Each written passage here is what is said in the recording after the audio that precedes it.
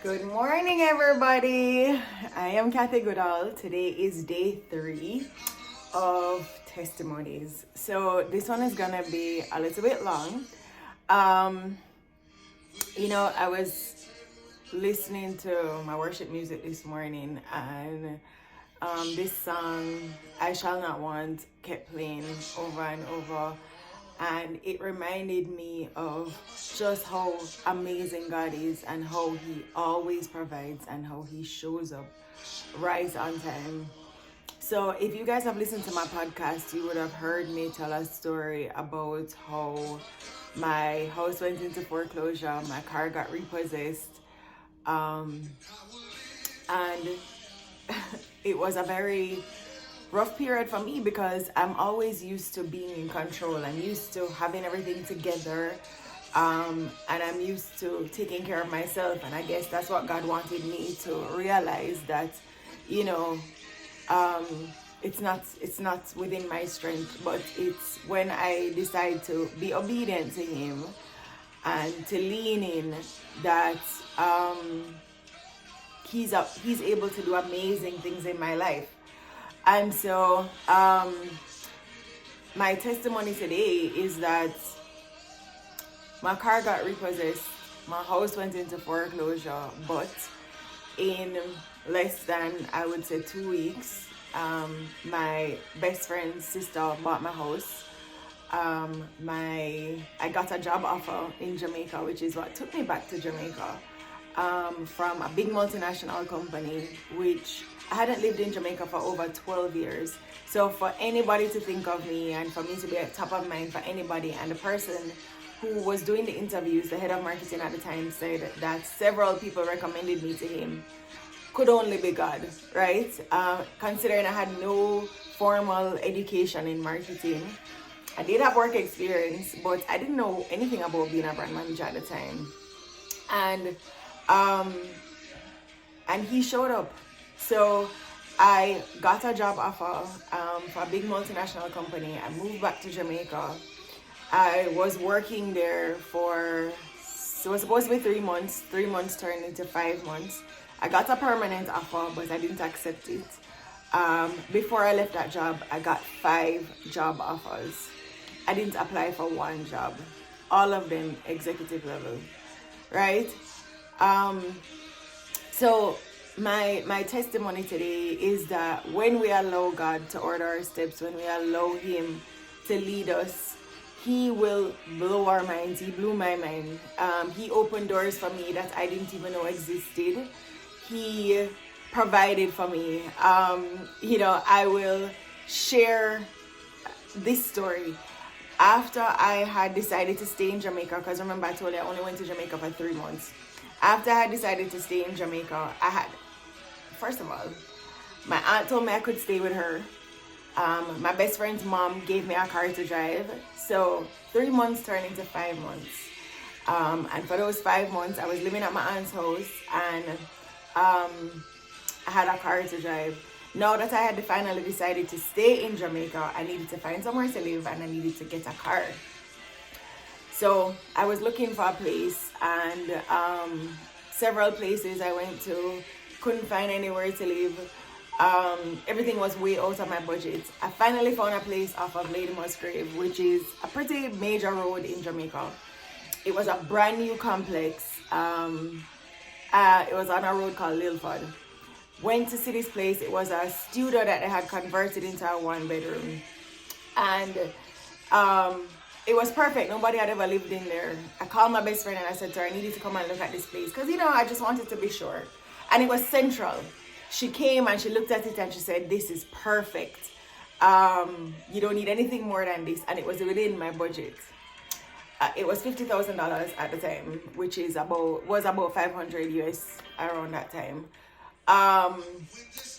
I got home to my aunt's house, and when this feeling of uneasiness come over you, and it's almost like torment. Well, that's what happened. And I was like talking to God, and I was like, yo, I have been looking for a place.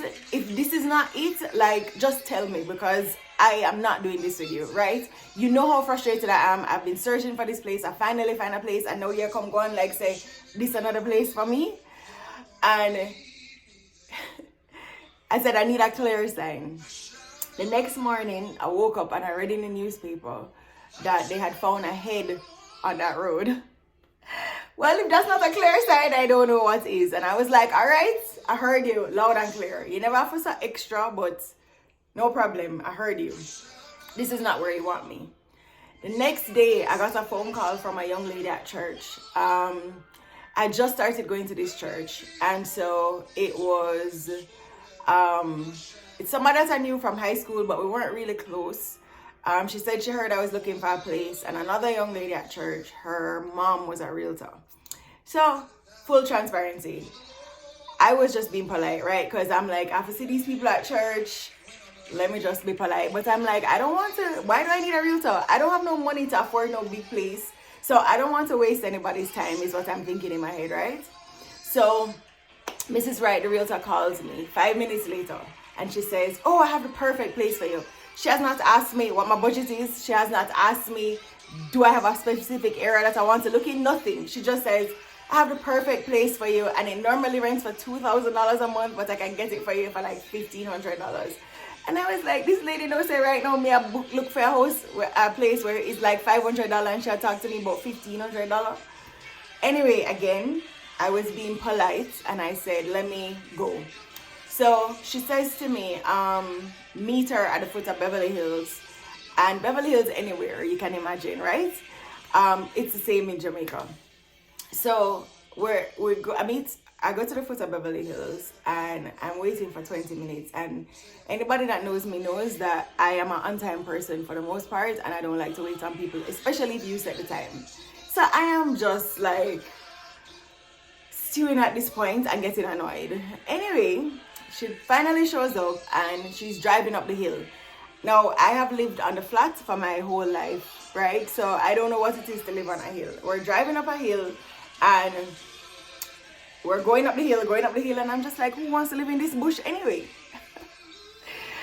You know how you always feel like you know something and you know best, but God's plan is always greater. So we pull up to this apartment complex, and Mrs. Wright says, good afternoon, Mr. Blake.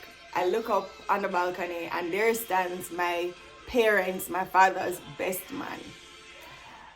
Somebody who I grew up with, somebody who I've lived with I've known for my whole life. I spend Christmas Eves at his house every year in Jamaica. So I look up and I say, good afternoon, Mr. Blake. And the first thing he does is start to cuss me about not coming to see him since I've been there. But in my defense, he was not in Jamaica when I had just moved there. He was visiting his children. Go upstairs, walk into this 2-bedroom apartment, fully furnished.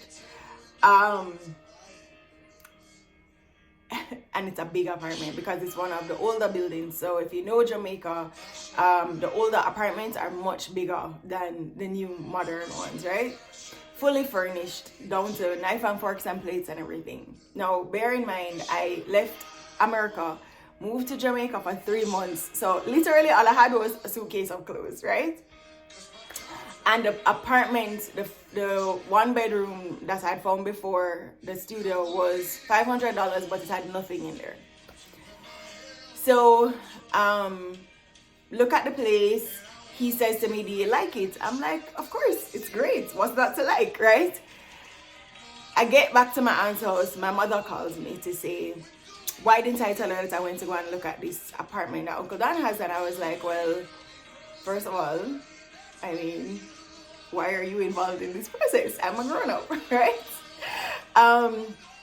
He wants to know if you want the place. So I said, Mommy, with all due respect, I'm an adult, I cannot afford it, and I'm definitely not going to ball down his price because I don't believe in that, right? The next morning, so I asked my mother to politely keep out of it, right? The next morning, he calls me and he says, come and see me. Now, naturally, I'm going to show up because this is somebody that I have the utmost respect for and love for. So I go to his house, and he says to me,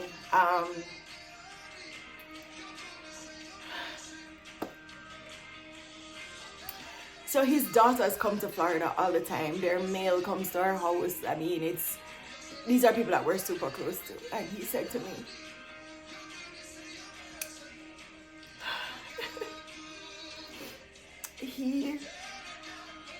he would feel comfortable with me being at the house, and he wants me to be there. And he's charging me 60,000 Jamaican dollars, which is, call it 600 US dollars. So the apartment that I was going to get for $500, that was a studio converted to a 1-bedroom, unfurnished. I'm now getting a fully furnished 2-bedroom apartment for $100 more. And with the best landlords, by the way. I tell you that God is good, and his plans are always greater than our plans. If we would just be willing to listen. He's amazing, and he still shows up every single day, and he provides for us in ways that we cannot imagine. From waking us up in the morning to the big things. And so just a reminder to stay connected to him and to be open to him doing amazing things.